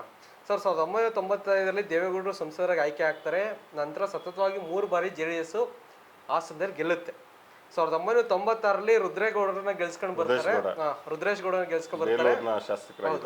ರುದ್ರೇಶ್ ಗೌಡನ ಗೆಲ್ಸ್ಕೊಂಡು ಬರ್ತಾರೆ. 1998 ಪುನಃ ಇದು ಲೋಕಸಭಾ ಎಲೆಕ್ಷನ್ ಬರುತ್ತೆ. ದೇವೇಗೌಡರೇ ಲೋಕಸಭಾ ಸದಸ್ಯರಾಗಿ ಆಯ್ಕೆ ಆಗ್ತಾರೆ. 1990 ಪುನಃ ಇಲ್ಲಿ ಕಾಂಗ್ರೆಸ್ ಜಯಬೇರಿ ಗಳಿಸ್ತಾರೆ. ಶ್ರೇಯಸ್ ಅವರ ತಾತ ಪುಟ್ಟಸ್ವಾಮಿ ಗೌಡರು ಗೆಲ್ತಾರೆ. 99 ಪುಟ್ಟಸ್ವಾಮಿ ಗೌಡರು ಗೆಲ್ತಾರೆ. ಅದಾದ ನಂತರ 2004, 2009, 2014 ದೇವೇಗೌಡರು ನಿಂತು ದೇವೇಗೌಡರೇ ಗೆಲ್ತಾರೆ. ನಂತರ ಅವ್ರ ಕೈಗೆ ಹಾಸನ ಮತ್ತೆ ಸಿಗುತ್ತೆ. ಯಾವುದು ಈ 3 ಸತತ ಗೆಲುವಿನಿಂದ ಜೆ ಡಿ ಎಸ್ ಹಾಸನದ ಕ್ಷೇತ್ರನ ಅವ್ರ ಕೈ ವಶ ಜೊತೆಗೆ 2019 ಸೇರಿಸ್ಕೋಬೇಕು, ಮೊಮ್ಮಗನೇ ತಾನೆ. ಎಸ್, ಅಲ್ಲ, ಅದಾದ ನಂತರ ಶಿಫ್ಟ್ ಆಗುತ್ತೆ. ಈ ಕ್ಷೇತ್ರವನ್ನ ಮೊಮ್ಮಗನಿಗೋಸ್ಕರ ತ್ಯಾಗ ಮಾಡಿ ಅವರು ತುಮಕೂರಲ್ಲಿ 2019 ನಿಲ್ತಾರೆ. ಇಲ್ಲಿ ಸೋಲ್ತಾರೆ. ಅಲ್ಲಿ ಆರಾಮಾಗಿ ಗೆದ್ಕೊಂಡ್ ಬರ್ತಾರೆ. ಯಾರು 2 ಲಕ್ಷಗಳ ಓಟಲ್ಲಿ, ಯಾರು ಯಾವಾಗಲೂ 1.25 ಲಕ್ಷದ ಓಟಲ್ಲಿ ಗೆಲ್ತಿದ್ರು ಮಂಜು ವಿರುದ್ಧ. ಅದನ್ನು ಯಾರು ದೇವೇಗೌಡರು ಆ ಟೈಮಲ್ಲಿ ಮಂಜು ವಿರುದ್ಧನೇ ನಿಂತು ಮತ್ತೆ ಏನಾಗುತ್ತೆ, ಇವರು ಮೆಜಾರಿಟಿ 2 ಲಕ್ಷ ಓಟಿಂದ ಗೆದ್ಬಿಡ್ತಾರೆ. ಅದಾದ ನಂತರ ಬೆಳವಣಿಗೆಗಳು ಸರ್ ನೋಡಿದ್ರೆ 5 ವರ್ಷದಲ್ಲಿ ಏನೆಲ್ಲ ಮಾಡಿದ್ರು ಅನ್ನೋ ಪ್ರಶ್ನೆಗಳು ಜನಗಳು ಈಗ ಕೇಳಕ್ ಸ್ಟಾರ್ಟ್ ಮಾಡಿದ್ದಾರೆ. ಏನ್ ಮಾಡಿದ್ರು ಪ್ರಜ್ವಲ್ ರೇವಣ್ಣ 5 ವರ್ಷ ಗೆದ್ದು ಏನ್ ಮಾಡಿದ್ರು ಅಂತ. ಪ್ರಜ್ವಲ್ ರೇವಣ್ಣ ಏನ್ ಮಾಡಿದ್ರು ನೋಡ್ಬಿಟ್ಟಿದಾರಲ್ಲ ಜನ. ಅದೇ ಪ್ರಶ್ನೆ ನಾವೇನು ಈಗ. ಹೇಳೋದಿದೆ ಅದು. ಈಗ ಅದೇ ಪ್ರಶ್ನೆ ಹುಟ್ಟಾಕಿರುವಂಥದ್ದು. ಸೊ ಇದು ಬಹಳ ಅಂದರೆ ಒಂದು ತಮಾಷೆ ಅನ್ನೋದಕ್ಕಿಂತ ಬಹಳ ಕ್ರೂರವಾದ ವಿಷಯ ಅದು. ಅಂದರೆ ಒಬ್ಬ ಹಾಸನದ ಜಿಲ್ಲೆಯವನಾಗಿ ನನಗೆ ಈ ವಿಷಯ ಮಾತಾಡೋದಕ್ಕೆ ನಾಚಿಕೆ ಆಗುತ್ತೆ. ಒಂಥರ ತಲೆ ತಗ್ಸುವಂಥ ಘಟನೆ ಇದು. ಅಂದರೆ ಇದು ಆಗಬಾರ್ದಾಗಿತ್ತು, ಯಾವ ಜಿಲ್ಲೆಯಲ್ಲೂ ಆಗಬಾರ್ದು, ಎಲ್ಲೂ ಆಗಬಾರ್ದು, ಆಗ್ಬಿಟ್ಟಿದೆ ಅದು, ಆಗ್ಬಿಟ್ಟಿದೆ. ಅದಕ್ಕೆ ನಾವೆಲ್ಲ ಏನು ಅಂತಂದರೆ, ಒಂದು ಪ್ರಜ್ಞಾವಂತ ನಾಗರಿಕಾಗಿ ಏನು ಹೇಳಬೇಕು ಅಂದರೆ, ಯಾರೇ ತಪ್ಪು ಮಾಡಿರಲಿ, ಇಷ್ಟು ಅಂದರೆ ಒಂದು ಭಯಾನಕವಾದ ಕ್ರೌರ್ಯ ಇದು. ತನ್ನ ಕೈಲಿ ಅಧಿಕಾರ ಇದೆ ಅಂತ ಹೇಳಿ ಹೆಣ್ಣುಮಕ್ಳನ್ನ ಆ ಥರ ಬಳಸ್ಕೊಳ್ಳೋದಿದೆಯಲ್ಲ, ಮತ್ತು ಅದನ್ನು ರೆಕಾರ್ಡ್ ಮಾಡ್ಕೊಳ್ಳೋದಿದೆಯಲ್ಲ, ಇದಕ್ಕಿಂತ ಕ್ರೌರ್ಯ, ಅಮಾನವೀಯ ಕ್ರೌರ್ಯ ಇನ್ನೊಂದಿಲ್ಲ. ನಾನು ಕೇಳ್ಪಟ್ಟೆ ಕೆಲವು ಮಾಧ್ಯಮಗಳಲ್ಲಿ ವರದಿ ಆಗ್ತಾ ಇತ್ತು, ಇನ್ ಕೇಸ್ ಪ್ರಜ್ವಲ್ ರೇವಣ್ಣ ಏನಾದ್ರು ಗೆದ್ದರೂ ಕೂಡ ಅವ್ರು ರಾಜೀನಾಮೆ ಕೊಡಿಸ್ತಾರೆ ಅಂತಾರೆ. ಅದೆಲ್ಲ ಮಾತುಗಳೆಲ್ಲ ಕೇಳಿ ಬರ್ತಾ ಇತ್ತು. ಅದೇನು ಮಾಡ್ತಾರೋ ಗೊತ್ತಿಲ್ಲ. ಬಟ್ ಅವ್ರು ಗೆದ್ದರೆ ಮಾತ್ರ ಆ ಥರದ ಪ್ರಶ್ನೆಗಳೆಲ್ಲ ಉದ್ಭವ ಆಗುತ್ತೆ. ಇಂಥ MP ಇರಬೇಕಾ? ನೀವು ಕೋರ್ಟ್ನಲ್ಲಿ ಸಾಬೀತಾಗೋದು ಅದೆಲ್ಲ ಬೇರೆ. ಕೋರ್ಟ್ನಲ್ಲಿ ಟ್ರಯಲ್ ಆಗಬೇಕು. ಈಗೆಲ್ಲ ಒಂದು 3 ರೇಪ್ ಕೇಸ್ ಅವ್ರ ಮೇಲೆ ಆಗಿರಬೇಕು. ಇನ್ನೂ ಒಂದಷ್ಟು ಆಗ್ಬೋದೇನೋ ಗೊತ್ತಿಲ್ಲ. ಅದೆಲ್ಲ ಟ್ರಯಲ್ ನಡಿಬೇಕು. ಟ್ರಯಲ್ ನಡೆದ್ಮೇಲೆ ಶಿಕ್ಷೆ ಆಗುತ್ತೋ ಇಲ್ಲೋ ಅದು ಗೊತ್ತಿಲ್ಲ. ಶಿಕ್ಷೆ ಆದರೂ ಕೂಡ ಅವ್ರು ಮತ್ತೆ ಹೈಕೋರ್ಟಿಗೆ ಹೋಗ್ತಾರೆ, ಮತ್ತೆ ಸುಪ್ರೀಂ ಕೋರ್ಟಿಗೆ ಹೋಗ್ತಾರೆ. ಇದೆಲ್ಲ ವರ್ಷಗಟ್ಟಲೆ ಎಳೀತದೆ. 5 ವರ್ಷ ಸಂಸದರಾಗೆ ಮುಂದುವರೆದು ಬಿಡ್ತಾರೆ. ಅದು ಪ್ರಶ್ನೆ ಇರೋದು ಇಲ್ಲಿ. ಲೀಗಾಲಿಟಿ ಪ್ರಶ್ನೆ ಅಲ್ಲ, ನೈತಿಕತೆ ಪ್ರಶ್ನೆ. ಮುಂದುವರಿತಾರ ಅಥವಾ ಸಾಮಾನ್ಯವಾಗಿ ಹೊರಗಡೆ ಬಂದು ಕೇಸ್ ಎದುರಿಸ್ತಾರ? ಜನರಿಗೆ ವಿಷಯ ಏನು ಅಂತ ಚೆನ್ನಾಗಿ ಅರ್ಥ ಆಗ್ಬಿಟ್ಟಿದೆ. ವಿಷಯ ಏನು ಅಂತ ಚೆನ್ನಾಗಿ ಅರ್ಥ ಆಗೋಗ್ಬಿಟ್ಟಿದೆ. ಅವ್ರ ಫ್ಯಾಮಿಲಿಗೆ ಅರ್ಥ ಆಗಿದೆ. ಆಯ್ತಾ, ಉಪ್ಪು ತಿಂದವ್ರು ನೀರು ಕುಡಿಬೇಕು ಅಂತೇಳಿ ಅವ್ರ ಚಿಕ್ಕಪ್ಪನ ಹೇಳ್ಬಿಟ್ಟಿದ್ದಾರೆ. ಆಯ್ತಾ, ತಲೆ ತಗ್ಗಿಸುವಂಥ ಅಂದರೆ ಇಡೀ ಕುಟುಂಬ ಮಾತ್ರ ಅಲ್ಲ, ಇಡೀ ಹಾಸನ ಜನತೆ ತಲೆ ತಗ್ಗಿಸುವಂಥ ವಿಷಯ ಇದೆ. ಸೊ ಒಬ್ಬ ಈ ಥರದ ಕಳಂಕ ಹೊತ್ಕೊಂಡಿರೋ ಒಬ್ಬ ಜನನಾಯಕ, ಜನಪ್ರತಿನಿಧಿ ನಮ್ಮನ್ನು ರೆಪ್ರೆಸೆಂಟ್ ಮಾಡ್ತಾನೆ ಅಂದರೆ ಎಷ್ಟು ಕೆಟ್ಟದಾಗಿರ್ತದೆ ಅಂದರೆ ಆ ಪ್ರಶ್ನೆ ಕೂಡ ನೈತಿಕತೆ ಪ್ರಶ್ನೆ, ಮಾನವೀಯತೆ ಪ್ರಶ್ನೆ, ಮತ್ತೆ ಇಡೀ ಹೆಣ್ಣು ಕುಲದ ವಿರುದ್ಧ ನಡೆದಂಥ ಒಂದು ದೌರ್ಜನ್ಯ ಅಲ್ವಾ ಅದು.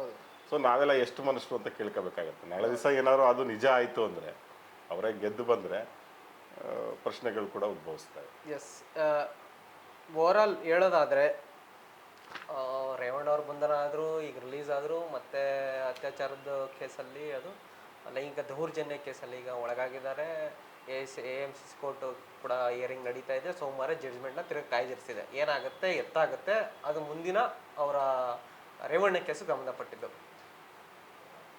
ಈಗ ವಾಪಸ್ ಬಂದರೂ ನೈತಿಕತೆ ವಿಷಯದ ಮೇಲೆ ಇಲ್ಲಿ ಚುನಾವಣೆ ಮತ್ತೆ ಆಗುತ್ತಾ ಅಥವಾ ಏನಾಗುತ್ತೆ ಅನ್ನೋ ಪ್ರಶ್ನೆಗಳು ಕೂಡ ನಮ್ಮಲ್ಲಿ ಒಂದಷ್ಟು ಈಗ ಗೊಂದಲಗಳು ಸ್ಟಾರ್ಟ್ ಆಗಿರುವಂಥದ್ದು. ಇದರಲ್ಲಿ ಗೊಂದಲ ಏನೂ ಇಲ್ಲ.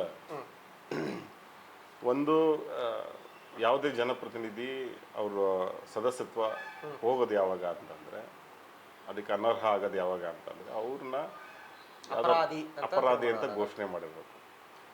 ಅಪರಾಧಿ ಅಂತ ಘೋಷಣೆ ಮಾಡಿದ್ರು, ಯಾವುದೋ ಒಂದು ಟ್ರಯಲ್ ಕೋರ್ಟು ಅಪರಾಧಿ ಅಂತ ಘೋಷಣೆ ಮಾಡಿದ್ರು ಕೂಡ ಅದ್ರ ಮೇಲೆ ಒಂದು ಸ್ಟೇ ತಗೊಂಡ್ರೆ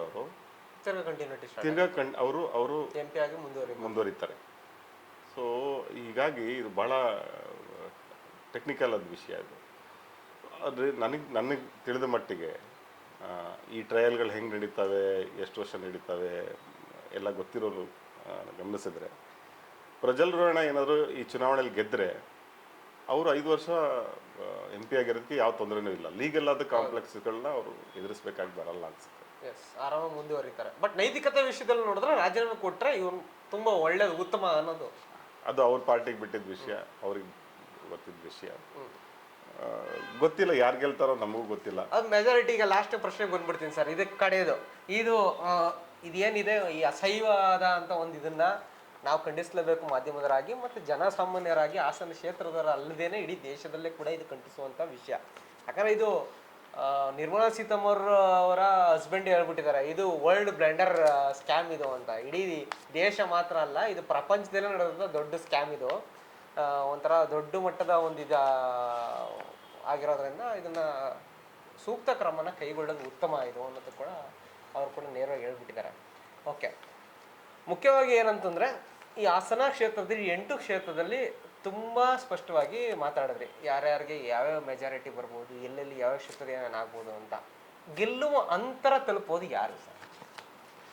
ಆ, ಹಾಸನದಲ್ಲಿ ನೀವು ಆಗಲೇ ಹೇಳಿದ್ರಿ 1.5 ಲಕ್ಷ 2 ಲಕ್ಷ ಲೀಡ್ ಅಷ್ಟರಲ್ಲಿ ಗೆದ್ಕೊಂಡ್ಬಂದಿರೋದು ಅವರು. ಅದ್ರ ಅರ್ಥ ಏನು ಅಂತಂದರೆ ಅಷ್ಟು ಅಪೋಸಿಷನ್ ಇದೆ ಅಂತ. ಇನ್ನು ಮಿಕ್ಕಿದಷ್ಟು ಜನ ಅವ್ರ ವಿರುದ್ಧವಾಗಿ ವೋಟ್ ಮಾಡ್ತಿದ್ದಾರೆ ಅಂತಂದರೆ ಅವರು ವಿರುದ್ಧವಾಗೇ ಇರ್ತಾರೆ ಅವರು.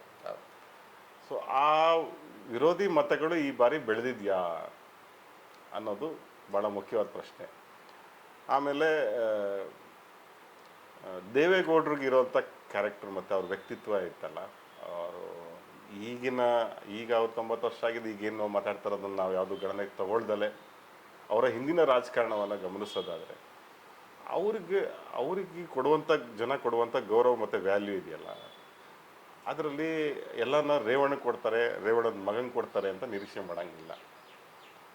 ಸೊ ಹಾಗಾಗಿ ಇಲ್ಲಿ ಕ್ಯಾಂಡಿಡೇಟು ದೇವೇಗೌಡರು ಎಷ್ಟೇ ಓಡಾಡಿದ್ರು ದೇವೇಗೌಡರಲ್ಲ, ಪ್ರಜ್ವಲ್ ರೇವಣ್ಣನೇ. ಸೊ ಹಾಗಾಗಿ ಈ 2 ಲಕ್ಷ ಮತಗಳ ಏನು ಡಿಫ್ರೆನ್ಸಸ್ ಇತ್ತು ಅದನ್ನು ಹೆಂಗೆ ಕಾಂಗ್ರೆಸ್ನವ್ರು ಮೇಕಪ್ ಮಾಡ್ತಾರೆ ಅನ್ನೋದು ಭಾಳ ಮುಖ್ಯ. ಭಾಳ ಚೆನ್ನಾಗಿ ಕೆಲಸ ಮಾಡಿದ್ದಾರೆ ನನಗೆ ಅನಿಸೋ ಮಟ್ಟಿಗೆ.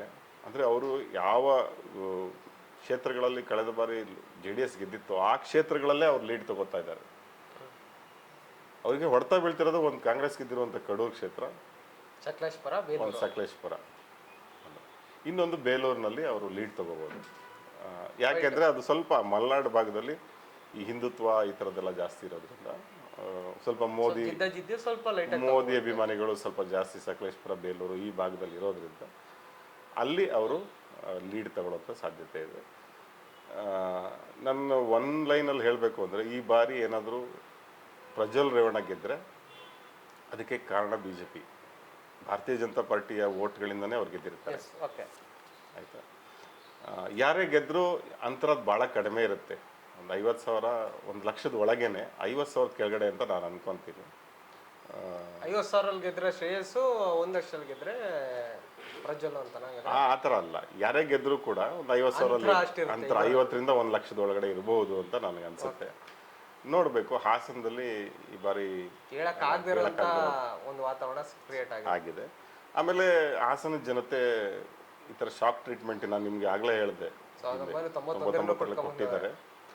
ಆ ಥರದ ಶಾಕ್ ಟ್ರೀಟ್ಮೆಂಟ್ ಈಗ ಮತ್ತೆ ಕೊಡುವಂಥ ಸಾಧ್ಯತೆ ಇದ್ರೂ ಇರ್ಬೋದು ಅಂತ ಅನ್ಸುತ್ತೆ. ಎಸ್ ಸರ್, ನೋಡೋದಲ್ಲ ವೀಕ್ಷಕರೇ, ಇದಿಷ್ಟು ಹಾಸನ ಲೋಕಸಭಾ ಚುನಾವಣೆಯ ಒಂದು ಸಂಪೂರ್ಣ ವಿಶ್ಲೇಷಣೆ ಆಗಿತ್ತು. ಮತ್ತೊಂದು ಕ್ಷೇತ್ರದ ವಿಮರ್ಶೆಯೊಂದಿಗೆ ನಿಮ್ಮ ಮುಂದೆ ಬರ್ತೀವಿ. ಧನ್ಯವಾದಗಳು.